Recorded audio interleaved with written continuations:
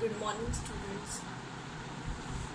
Today we are here with economics. Now, this is the new topic for you, new subject for you. First time in social studies you are learning about economics. So, shortly I am explaining you what is economics.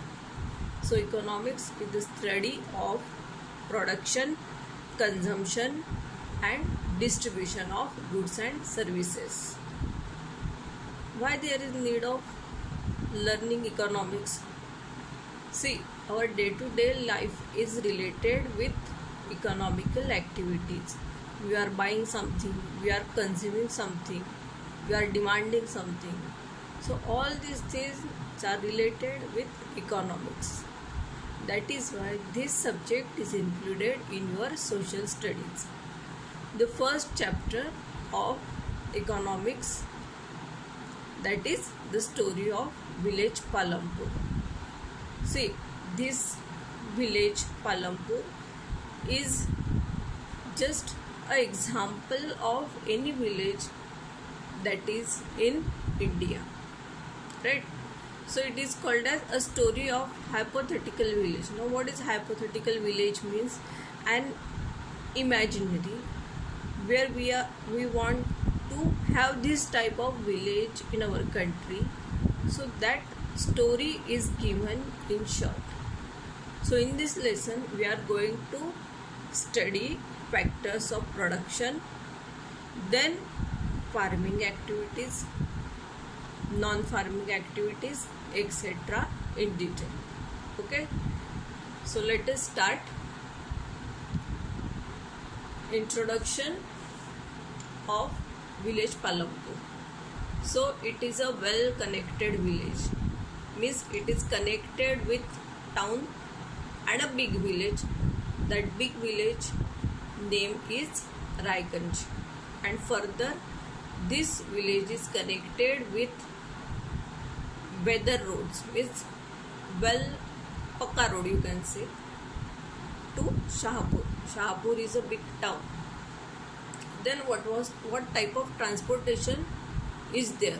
So bullock carts, dongas, bogies, jeep, tractors, trucks, etc. are used for transportation to transport their goods, otherwise to transport people.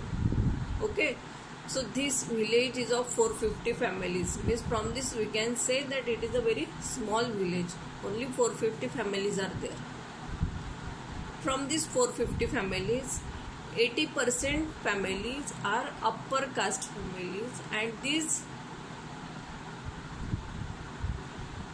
people owned maximum farming land, and the other families are working as farm laborers. Okay, then most of the houses have electricity connections. It means that electricity is provided in Palampur.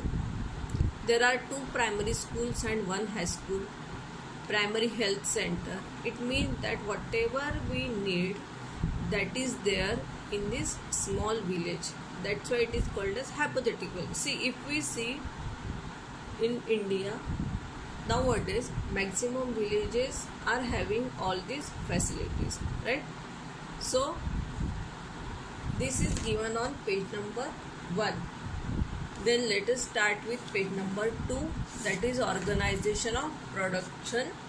Means for production what type of factors are needed. See, if you decide to start any shop or any shop, otherwise any type of production, the basic things you require, that is called as factors of production.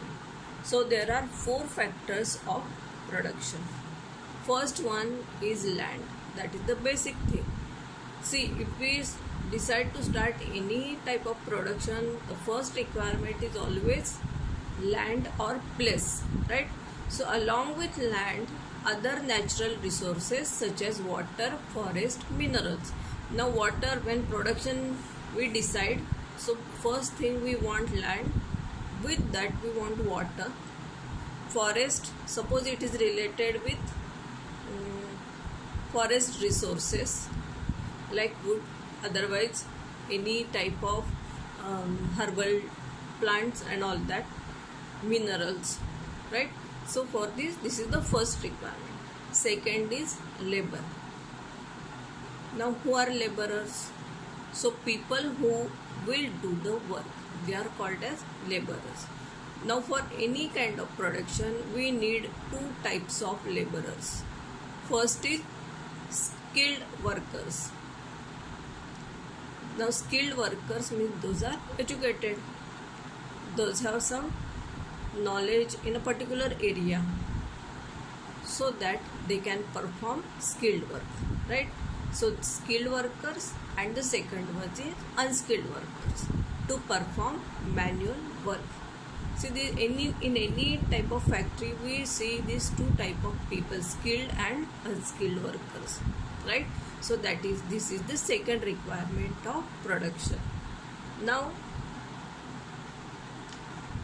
third requirement is physical capital. Now what is physical capital?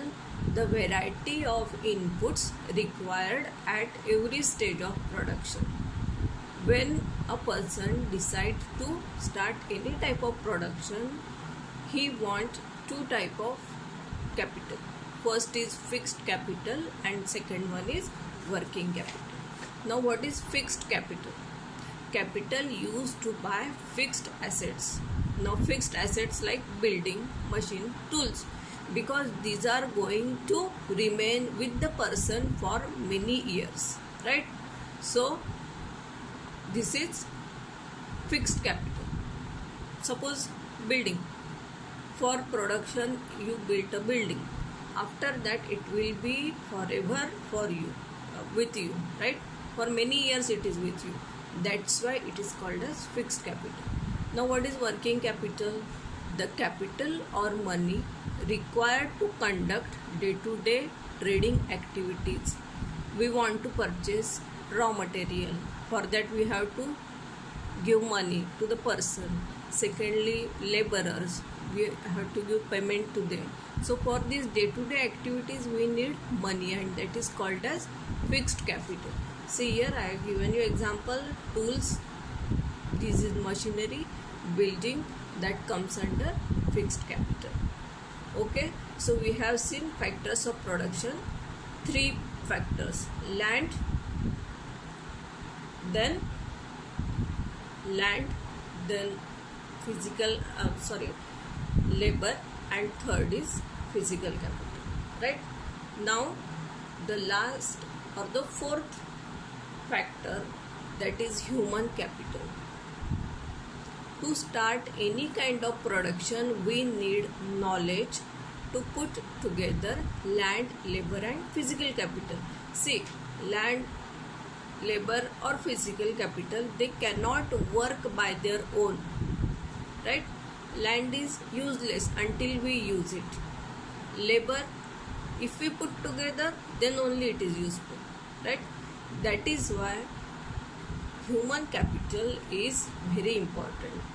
See, here we can see a person, what is the success, that creativity, innovation, vision, goal, training, motivation, education, teamwork, focus, inspiration, all these things, person manages all these things to start any kind of production.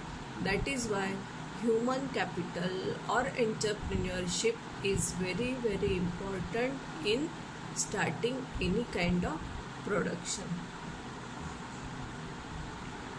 Now here we will stop. Here is your assignment. Prepare 1 mark question from page number 1. Explain the factors of production in detail. This question is for 5 mark. Then write some non-farming activities in your area. These 3 questions you have to write down in the notebook. Okay, today we will stop here. Thank you. Have a nice day.